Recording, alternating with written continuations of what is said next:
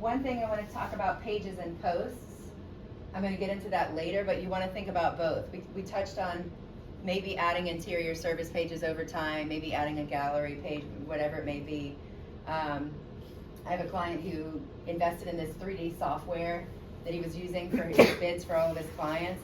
That's not a drop-down service page. That's right there in the header because that separates him from his competitors, right? So if you look in his navigation, it's home, about, services, name of the software, that kind of that. So sometimes it's a big deal, and sometimes it's one of the drop-downs under services, right? Maybe it's our team page. Maybe your team's grown to 4 or 5 people, and the about page isn't covering it anymore, and you need to add a team page, right? So sometimes it's not so much only driven by SEO.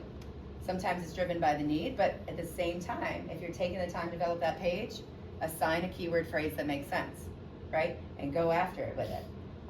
Another thing to think about, we talked about this, I want to say session 2, it was service area. I think we got into it in session 2. But a lot of companies, it's very relevant to have a service area page, at least one page, especially if you're going to them. If you're going to them and you're targeting multiple cities, it can be really helpful to build out all those cities over time.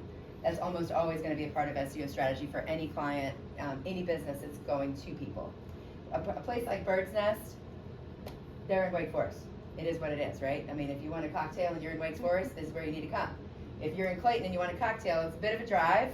It's worth it. It's great. I've had the cocktails. The ambiance is great. But the reality is somebody else is they're probably not going to drive over here, right? So you can really focus on the Wake Forest market, maybe Roseville, Youngsville, but you guys get the idea.